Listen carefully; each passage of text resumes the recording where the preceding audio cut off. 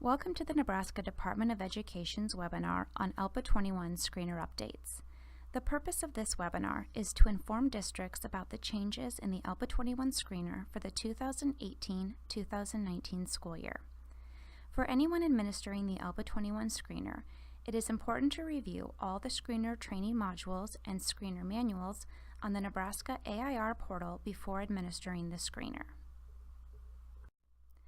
The ELPA21 screener is a K-12 online testing tool that districts can use to determine if a student is eligible for English Learner Services. The ELPA21 screener uses the same vendor and testing systems as the ELPA21 summative. All of the resources to supporting administering the screener can be found on the Nebraska AIR portal at the link on the screen. Before administering the screener, test administrators should read through the online screener test administration manual, view the screener training modules, and become familiar with the changes to the screener for this administration, including the Step 2 speaking scoring document. TIDE is the student and user management system for the ELPA21 assessment system. There are no significant changes to entering students into TIDE for the 2018-2019 screener. However, there are a few things to note that differ from the ELPA21 summative. First, there is an option to assign students a temporary ID when administering the screener. This option is for students who have not yet been assigned an SSID. You may go back and change it when the SSID is assigned. Second, under student demographics, the limited English proficiency status should be marked No. You may go back and change this to Yes once a student is determined to be EL eligible. Either way, the system will override this field during the pre-ID upload before summative testing. Here are the updates to Step 1 of the screener. As before, Step 1 is the practice section of the test. The TA will sit with the student one-on-one to determine the student's comfort with technology and format of the test. These items are not scored. During this time, the TA may help the student navigate the test platform. This year, there will be a new practice item at the end of Step 1. It will be a speaking item that will be exactly like the first operational scored item. The idea is for the student to be able to practice this item with the TA before moving on to the operational items. After this practice item is complete, the student will move on to Step 2.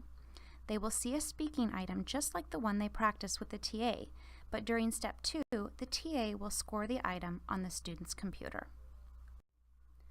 Step 2 of the ELPA21 screener is operational, and all items will be scored. It is at this point that the test administrator will determine if the student can move forward with testing individually or needs one-on-one administration. At any point, the TA may provide assistance with technology, but at this point may not help with any test items. Test items come from all 4 domains in random order. The biggest difference this year to Step 2 is the new speaking item that the test administrator will score immediately.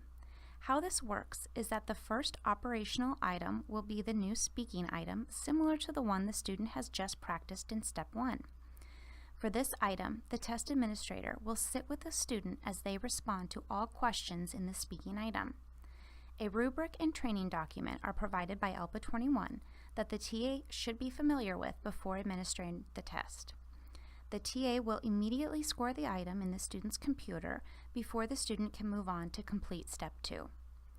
Once the TA has administered and scored the first speaking item, the student goes on to complete Step 2 either independently or with the help of the TA. When the student comes to the end of Step 2, if the test has determined that the student is EL eligible, the test will end at Step 2. At this time, the student will be finished with testing and a score will be available in the online reporting system that day. The score reports will contain the same information from last year's administration. Some students will move on to Step 3 in order to determine whether or not they qualify for English Learner Services. Students who have more English language proficiency will be given more items to determine whether or not they qualify for EL services.